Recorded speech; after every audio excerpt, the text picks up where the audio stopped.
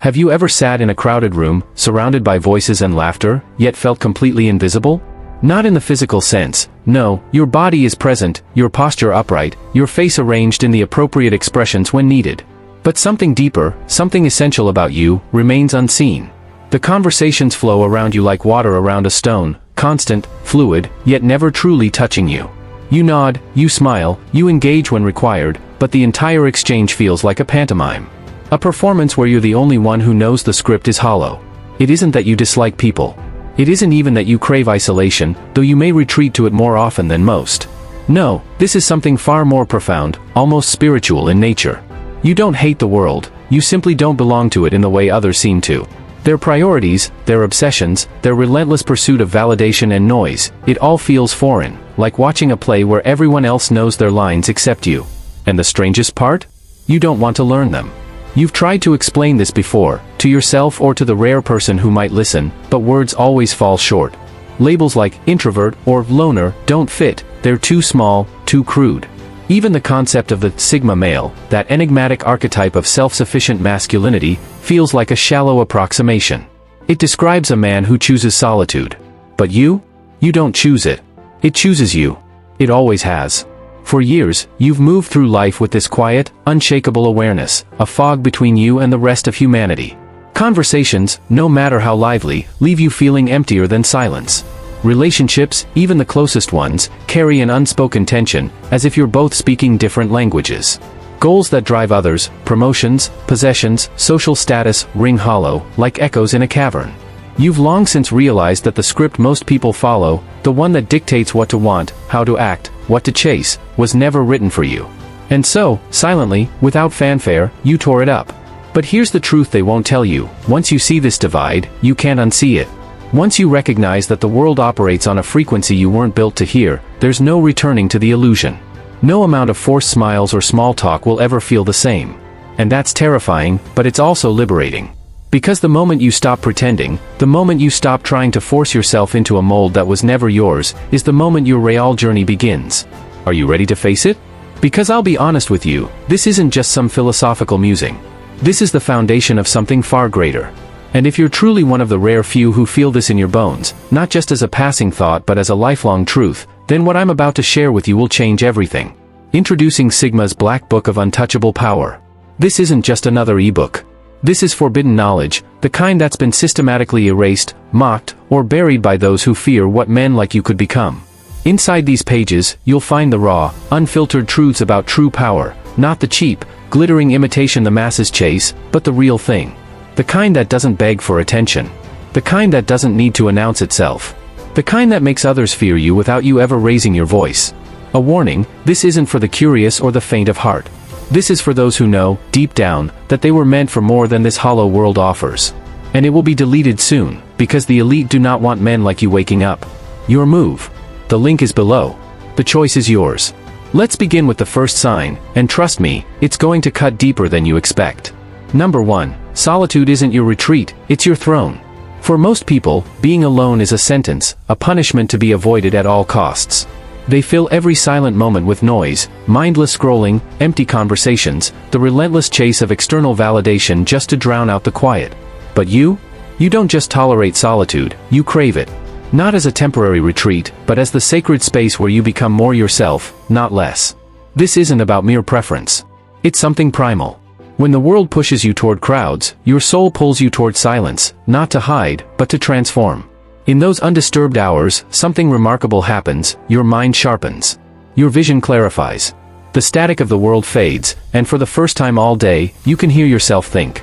It's in these moments that you access a version of yourself that doesn't exist anywhere else, a version that's more focused, more alive.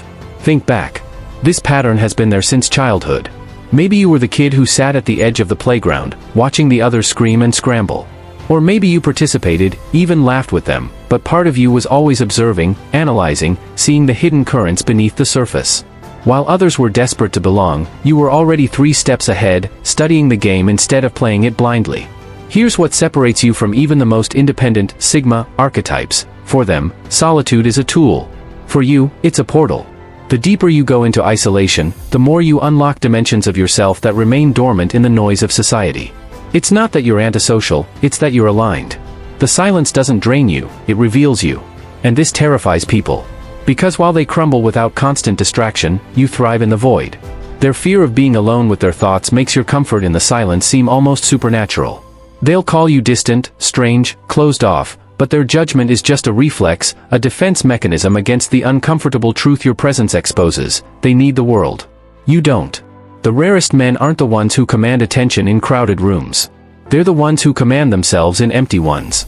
And if you've ever felt more powerful alone than you do in any group, that's not a flaw. That's your advantage. Number 2, the illusions that enslave others leave you cold. Modern society runs on 3 addictions: the lust for power, the hunger for status, and the worship of beauty. Watch any crowd, and you'll see it: the desperate scramble for promotions, the obsessive curation of social media personas, the hollow flexing of luxury goods bought on credit. Most men spend their lives chasing these illusions, mistaking them for meaning. You see through it all. It's not that you're unambitious. It's that you recognize the game for what it is, a rigged system designed to keep men distracted, striving for empty trophies that will never fill the void. You've walked through rooms where important people preen and posture, where fortunes and fame are flaunted like holy relics, and felt nothing. No envy. No awe. Just a quiet, unshakable knowing, none of this is real power. You don't need to climb the corporate ladder to know the view from the top isn't worth it. You don't need to bed a dozen women to understand that validation through conquest is a trap. You don't need a sports car or a Rolex to prove your worth, because you've already grasped the fundamental truth: real power isn't external. It's internal. This realization makes you dangerous. Not in the cartoonish alpha male sense, but in a far more unsettling way. Your indifference to society's prizes acts like a mirror, reflecting back the emptiness of others' pursuits. When you don't react to the usual triggers, when you don't grovel for approval, when you don't flinch at displays of status, it unnerves people. They'll call you arrogant or emotionless, but that's just their cognitive dissonance screaming. The truth? You're free. While even self-proclaimed Sigmas are often still playing the game on their own terms, building businesses, amassing quiet influence, you've taken the ultimate step: you've stopped playing altogether. Not out of laziness, but out of understanding. You don't want to win a rigged system. You want to step off the board and design your own game. And that, the ability to walk through the world untouched by its hollow rewards, is the rarest power of all. Number 3, the weight of ancient eyes in a young face. There's a particular heaviness to your presence that contradicts your birth certificate. People notice it before you speak, a quiet gravity in your gaze that suggests you've lived centuries rather than decades. It's not the world weariness of burnout or the flatness of depression, but something far more profound: the quiet knowing of someone who remembers too much in a world that remembers nothing. You've heard it all your life: old soul, wise beyond your years, you've been here before. These aren't just compliments, they're observations of an uncomfortable truth. While your peers were memorizing pop lyrics and chasing social validation, you were studying the patterns beneath the patterns. Modernity's circus, the influencer culture, the outrage cycles, the manufactured dramas, slides off you like water off stone, because you recognize these games from civilization's past. They're just new costumes on ancient impulses. This awareness comes at a cost. There's an isolation in seeing too clearly, in recognizing the repetitive nature of human behavior before you've fully lived it yourself. You don't need to touch the stove to know it burns. You've already watched generations make that mistake. While others learn through painful trial and error, you navigate by a deeper compass, avoiding pitfalls they won't recognize until they're bleeding at the bottom. Strangers sense this instinctively. They'll confess their darkest secrets to you in elevators, as if you're some wandering confessor. Elderly people speak to you like contemporaries, recognizing a kindred spirit behind your young eyes. Romantic partners find themselves simultaneously drawn to and unnerved by you. There's something in your presence that whispers of ancient contracts and unfinished business. This isn't mere wisdom. Wisdom can be learned. What you carry is something more visceral, the quiet authority of someone who has seen empires rise and fall before breakfast. Your silence isn't empty, it's heavy with unspoken histories. And whether you want it to or not, this gravity pulls. People orbit you without understanding why, sensing on some primal level that you're not playing the same short-term game as everyone else. You're not just a Sigma. You're something far older, a living anachronism, a contemporary ghost carrying the weight of too many yesterdays. The world doesn't have a box for what you are. Number 4, the haunting of unlived potential. There's a restlessness in your bones that no achievement can satisfy.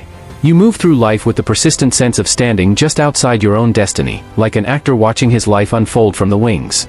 The daily routines, the job, the small talk, the societal milestones, feel like placeholders for some greater story that hasn't revealed itself yet. This isn't ambition in the conventional sense. It's not about climbing ladders or collecting trophies. It's a deeper, more primal knowing, the unshakable conviction that you were forged for something more, even if you can't yet name it. The modern world's idea of success feels like a child's gold star sticker to you, well-intentioned, but ultimately meaningless. You've tried explaining this to others, but the words always fail. How do you describe the shape of an absence? The echo of a destiny not yet arrived? People call you unfocused or indecisive, but they're missing the point. You're not lost, you're waiting. Waiting for the pieces to align, for the real game to reveal itself. Waiting to step into the version of yourself that you've sensed lurking at the edges of your consciousness since childhood. This tension manifests in peculiar ways. Traditional goals feel like ill-fitting costumes. Relationships, no matter how passionate, carry a faint sense of impermanence, not because you're incapable of commitment, but because you're unconsciously reserving space for a life that hasn't arrived yet. Even your victories taste bittersweet. Every achievement comes with the quiet whisper, "This isn't it. Keep moving." What makes this particularly rare is that unlike most high achievers, even the independent Sigma types, you don't have a clear target. Sigmas build empires. Alphas chase dominance. But you're following a frequency most can't hear, toward a destination that hasn't been mapped. There's no blueprint for what you're becoming, because what you're becoming hasn't existed before. This isn't a flaw. It's your evolutionary edge. History's true transformers, the artists, visionaries, and revolutionaries who changed civilizations, all carried this same restlessness. They weren't just playing existing games better, they were waiting for the moment to introduce new games. The uncertainty you feel isn't indecision, it's the necessary chaos that precedes true creation. Every world-changing idea, every culture-shifting movement began as the same restless tension in someone who refused to settle for prefabricated purposes. So when that whisper comes in the quiet hours, "There's more," don't silence it. That's not anxiety talking. That's your future self, calling you home. Number 5, the unconscious gravity of your presence. You've felt it before, the subtle shift in the air when you enter a room. No grand entrance, no forced charisma, nothing performative. Yet heads turn. Conversations stutter. Eyes linger a beat too long before darting away. It's not respect, not quite fear, it's something more primal. Unease. A quiet tension humming beneath the surface of every interaction, as if your mere presence has rewritten the rules of engagement without you lifting a finger. Here's the unsettling truth, you unnerve people without intention. This isn't about physicality. You could be average height, soft-spoken, dressed in unremarkable clothes, it wouldn't matter. What radiates from you isn't something that can be measured or mimicked. It's the quiet confidence of a man who has seen behind the curtain. The calm stillness of someone who doesn't need approval, attention, or validation to know his worth. And that terrifies people more than any outburst of aggression ever could. Watch closely next time. Notice how laughter becomes slightly strained when you approach. How people subtly adjust their posture, their speech, their energy, as if some deep, animal part of their brain has sounded an alarm. This one is different. This one doesn't play the game. They'll project onto you, call you arrogant, intense, aloof, but their labels miss the mark entirely. You're not trying to intimidate. You're simply being. And that's the most disruptive force of all. The world runs on a simple rule: most men can be manipulated through their desires, their hunger for status, sex, or social approval. But you're a locked door with no visible keyhole. No obvious levers to pull. No tells to exploit. That's why power seekers and social climbers falter around you. Their usual tactics find no purchase. Your indifference to their game strips them bare, exposing the fragile machinery of their egos. And nothing is more threatening to those who trade in illusions than a man who cannot be fooled. Even attempts to categorize you fail. Alpha? Too brutish. Sigma? Too limited. Introvert? Too simplistic. You exist outside the taxonomy, a living rebuttal to every lazy label. People need boxes to feel safe, to convince themselves they understand what they're dealing with. But you're a walking question mark. A silhouette they can't quite bring into focus. And that unknown? It itches at them. History's most formidable men shared this trait. Not the loud conquerors or chest-thumping leaders, but the quiet observers, the ones who moved through worlds without belonging to them. The ones who spoke sparingly but meant every word. The ones whose very existence forced others to confront uncomfortable truths about themselves. This isn't something you learn. This isn't something you fake. This is the weight of authenticity in a world running on performance. And if you've ever been accused of being too much while doing nothing at all, congratulations. You've just met the reflection of your own power. Number 6, you speak in silence what others can't say with words. There exists a peculiar power in your quietness, a language that transcends speech. When others rush to fill empty spaces with nervous chatter, you let silence breathe. And in that stillness, something extraordinary happens. People hear you louder than if you'd shouted. This isn't mere introversion. It's a profound understanding that most communication isn't in words at all. Your pauses carry weight. Your eye contact delivers verdicts. The slight tilt of your head can dismantle an argument faster than 1,000 clever retorts. You've mastered the art of presence, the ability to say everything by saying nothing at all. Watch how people react. They'll often stumble over themselves to explain things you never asked about. They'll confess sins you didn't accuse them of. They'll seek your approval without you offering an opinion. This isn't coincidence, it's the unconscious response to someone who listens beyond words. Where others hear sentences, you hear systems of thought. Where most detect emotions, you detect entire histories. The modern world is terrified of true silence. It's why people drown themselves in notifications and small talk, to avoid the revelations that come in quiet moments. But you live in those revelations. Your very existence proves how much can be communicated through a raised eyebrow, an exhale, the deliberate slowing of your blink. This creates a fascinating paradox. The less you speak, the more others attribute wisdom to you. The less you reveal, the more they imagine you must be concealing profound truths. And here's the secret, they're not entirely wrong. Your restraint does contain multitudes. Not because you're pretending, but because you understand that most ideas lose their power when verbalized too quickly. Great negotiators know this. Legendary leaders understand it. The most influential people throughout history grasped that real authority often lies in the spaces between words.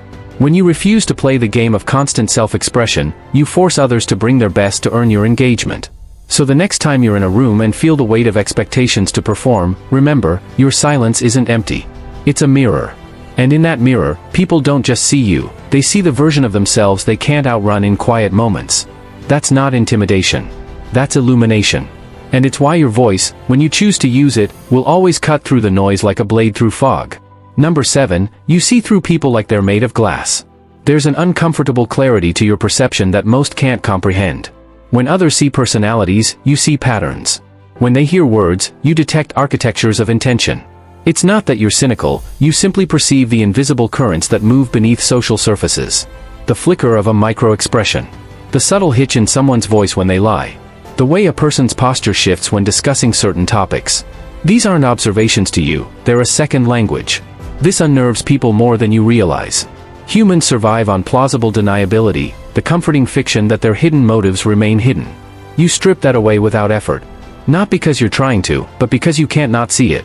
Like a surgeon spotting disease in an X-ray, the structures of manipulation, insecurity, and true character reveal themselves to you with embarrassing clarity.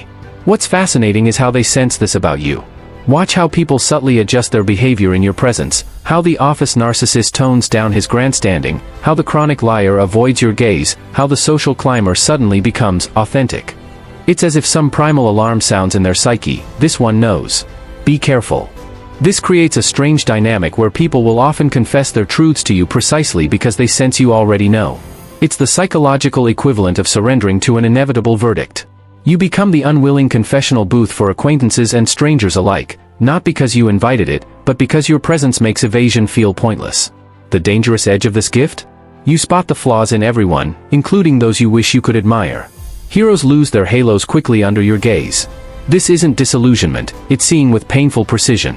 Where others get swept up in charisma or credentials, you see the trembling child inside the tycoon, the cowardice beneath the bravado, the desperation masquerading as confidence. But here's what makes you truly rare, you don't exploit this knowledge. Most who develop this perception use it as a weapon or a shield. You simply know, the way a storm knows how to rain. This isn't a skill you cultivated, it's how you've always experienced the world. The ancient Greeks had a term for this, anachrysis, the ability to discern the true nature of things by piercing through appearances. They believed it was a divine gift. You might just call it a curse. Because once you see how the machinery of human nature really works, you can never pretend otherwise. And that irrevocable clarity, is what ultimately sets you apart from every alpha, sigma, or whatever label the world tries to slap on men who don't fit their systems. You're not just playing a different game.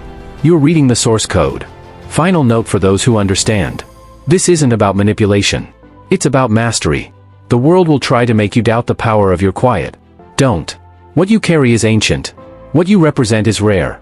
And in an age of endless shouting, your silence is the revolution. Stay grounded, stay lethal, and keep listening to what isn't being said. Thank you for watching.